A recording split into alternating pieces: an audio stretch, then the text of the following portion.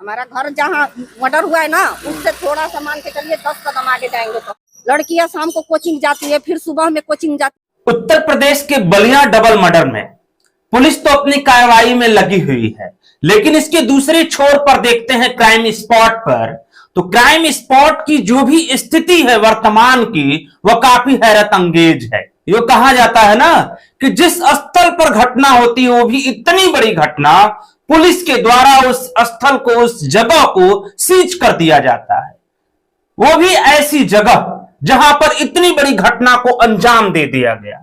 लेकिन इस बार की यह घटना एक शराब के ठेके की दुकान है, ठंडी बियर की दुकान है, तो उसे कैसे सीज कर सकती है प्रशासन? क्योंकि उसे तो ऊपर से आदेश नहीं आया होगा, क्योंकि उससे तो सरकार को भारी भरकम टैक्स मिलता है। लेकिन सबसे ज्यादा हैरत अंगेज बात यह है, देसी ठेका और साथ में ही शराब के ठेके के पास जब वहां पर प्राइम इंडिया समाचार की टीम की जब कैमरा वहां पर कूच की, तो कैमरे के अंदर कई सारी चीजें कैद होने लगी, जिसे देखकर काफी आश्चर्य हो रहा था कि ये सरकार की गाइडलाइन कहां गई, ये आबकारी विभाग की गाइडलाइन कहां गई कि नेशनल हाईवे से जितनी दूरी पर एक शराब की दुकान होनी चाहिए, सरकारी देसी ठेके की दुकान होनी चाहिए, वे सारे दिशा निर्देशन और सारे गाइडलाइन और सारे कायदे कानून ऐसे मानों की ताक पर रख दिए गए हो। इसी में एक रिपोर्ट सामने आती है कि 7 दिसंबर 2024 की, यानी कि घटना से लगभग 23 दिन पहले की रिपोर्ट, यह काफी सनसनीखेज रिपोर्ट है। एक आबकारी विभाग के अधिकारी विनय कुमार के द्वारा यह रिपोर्ट लगाया जाता है कि हमने ठंडी बियर की दुकान है, हमने वहां पर दौरा किया और सब कुछ ठीक ठाक पाया। आपने क्या ठीक ठाक पाया? न तो वहां पर कायदे के कैमरे हैं, न तो उस स्थल पर अगल बगल किसी प्रकार की लाइट की व्यवस्था है, और आपने जैसे तैसे यहां पर रिपोर्ट लगा दी। तो क्या इस बलिया में हुए डबल मर्डर के असली जिम्मेदार यह आबकारी विभाग का अधिकारी है, जो जैसे तैसे हो सके कि इन्हें किसी प्रकार की नसीहत दी गई हो? समझ तो रहे ही होंगे आप, क्योंकि ऐसे तो आबकारी विभाग अपने कलम को गलत तरीके से तो नहीं चला सकता है।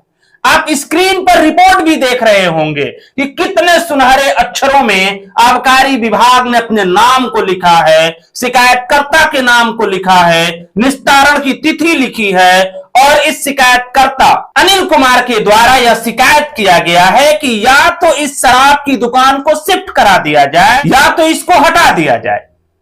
उसमें स्पष्ट रूप से है, आप बार स्क्रीन पर देख सकते हैं। लेकिन मामला तो तब और ज्यादा हैरत अंगेज होता है कि नेशनल हाईवे से मात्र 100 से 150 मीटर की दूरी पर जब प्राइम इंडिया समाचार की टीम अपने कैमरे के साथ चलती है, तो मात्र 100 से 150 मीटर की ही दूरी से पहला शुरू होता है मंदिर।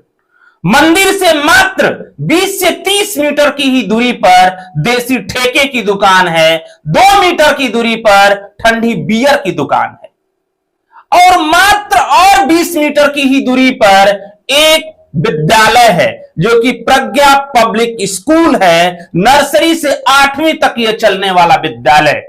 कहा जाता है ना कि ये बच्चे देश के सुनहरे भविष्य हैं, और सुनहरे भविष्य का कायाकल्प शराब की दुकान के बगल में किया जा रहा है। सरकार का ये साफ दिशा निर्देशन है। अधिकारियों को सरकार ने ये गाइडलाइन जारी करते हुए कहा है कि किसी भी शराब की दुकान किसी विद्यालय या मंदिर के बगल में नहीं होना चाहिए। तो क्या जिस समय जांच करने के लिए विनय कुमार आबकारी विभाग के जो अधिकारी हैं, जो इस शिकायत को निस्तारण के लिए आए थे, उनके आंखों पर किस प्रकार का चश्मा लगा हुआ था? क्या उनके आंखों के चश्मे का रंग बहुत ज्यादा कोहरे से, धुंध से भरा हुआ था? जिस डेट में आप इस शिकायत के निस्तारण को करने के लिए आए हैं, 7 दिसंबर 2024, उस समय तो अभी अपनी ठंड अपने गर्भ में था।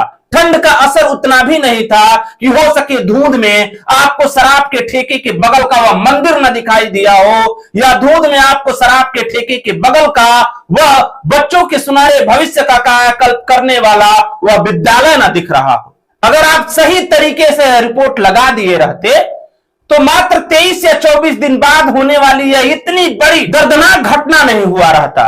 शायद आपकी कलम अगर सही तरीके से चली रहती हो, इस शिकायत पत्र के निस्तारण के लिए गांव के 2 नौनिहाल बच गए रहते, और जो 2 लोग अभी भी हॉस्पिटल में हैं, वे दोनों लोग अपने घर में सुरक्षित होते। मुख्य आरोपी तो पकड़ा गया, लेकिन और आपके ठेके के अगल बगल जब ध्यान देते हैं तो उसके बगल से जो गुजरती हुई सड़क है, वहां पर गांव की महिलाएं, बालिकाएं, बच्चियां, बच्चे, यहां तक कि बुजुर्ग, हर कोई गुजर रहे हैं, सरेआम अपने नाक पर कपड़े को रखते हुए, अपने आंख को किसी प्रकार गलत जगह से अपने आप को बचाते हुए।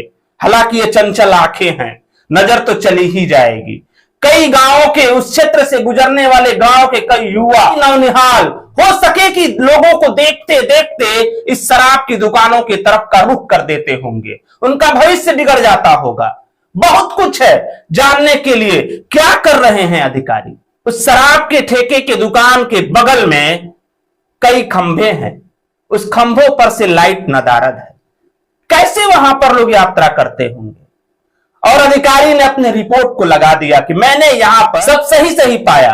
और सबसे बड़ा आश्चर्य तो यह होता है कि आबकारी विभाग के इस अधिकारी विनय कुमार ने, मैं साफ तौर पर नाम लेकर कह रहा हूं, क्योंकि मेरे पास आपको स्क्रीन पर यह दिख रहा होगा, मेरे पीछे स्क्रीन पर चल रही होगी वहां की सबसे बड़ी लाइव तस्वीर कि शराब के ठेके के पहले मंदिर है, शराब के ठेके के तुरंत बाद आपको एक कॉन्वेंट स्कूल है। क्या इस अधिकारी को नहीं दिख रहा है? सड़क पर आते जाते महिलाएं, बच्चे, बच्चियां दिख रही हैं। यहां तक कि एक महिला भी उसमें बोल रही है कि हमारी बच्चियां यहां से आती जाती हैं, कई बार छेड़खानी का शिकार भी होती है। तो वहां पर बिजली भी चाहिए। कैमरा का तो पता नहीं, प्रशासन कैमरे को जांच के लिए ले गई है। अब जो भी जांच में आई, ये तो बाद का विषय है, लेकिन प्रशासन मुख्य आरोपी को तो पकड़ ली है। लेकिन सबसे बड़ा आरोपी कौन है? क्या इस आबकारी विभाग के अधिकारी पर कोई कार्रवाई होगी, या इसी तरह ठंडे बस्ते में इस निस्तारण के पेटी में इस कागज को रख दिया जाएगा? एक और बात देखते हैं। शराब की दुकान का जो आपको नेम प्लेट दिख रहा होगा पीले रंग में, और उस पे काले सुनहरे अक्षरों में लिखा गया है लाइसेंस धारक का नाम भोला चौधरी, लाइसेंस संख्या 3464। सबसे बड़ी बात यह है कि क्राइम स्पॉट की वह सबसे मुख्य जगह जहां पर एक अलग अलग घर के 2 नौनिहाल मौत की नींद सुला दिए जाते हैं, और कुछ ही दिनों में यह शराब की दुकान अपने सेवा में बहाल हो जाती है। फिर इस इलाके के कई युवाओं के भविष्य को गर्त में डालने के लिए अपने आप को तैयार सजा संवर के बैठी है कि आइए, मैं बर्बादी के घर का ये मैं चौकट हूं, मेरे चौकट को लांघिए और यहां से बर्बादी भरे जाम को लेकर जाइए, फिर किसी के घर के लाल को आप निगल जाइए।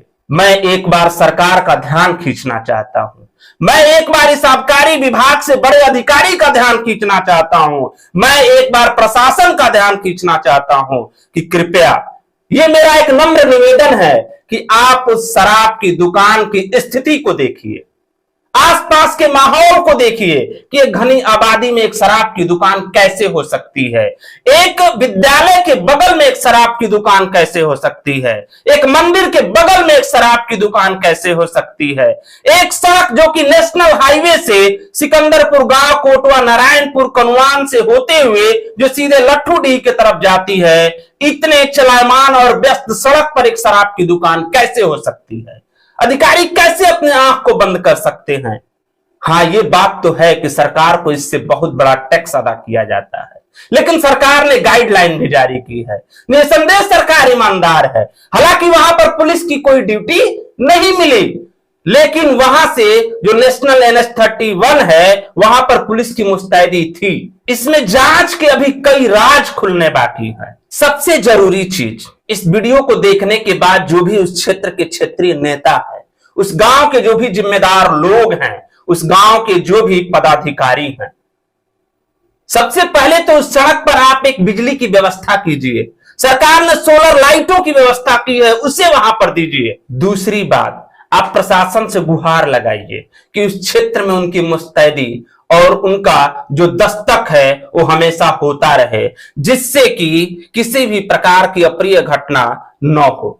तीसरी बात, किसी विद्यालय के बगल में अगर शराब की दुकान है तो इस पर भी आपकी जिम्मेदारी बनती है। किसी मंदिर के बगल में, किसी मस्जिद के बगल में अगर शराब की दुकान है तो इस पर भी आपकी जिम्मेदारी बनती है।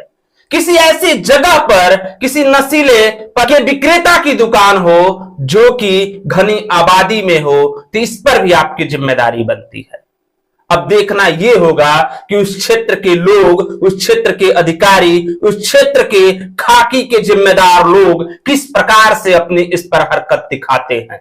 एक और जो शराब की दुकान पर एक और जो बोर्ड लगा है, उस बोर्ड पर आप काले अक्षरों में नीचे की तरफ देखिए, आपको स्क्रीन पर दिख रहा होगा कि 21 वर्ष से कम आयु के बच्चे शराब लेने न आए।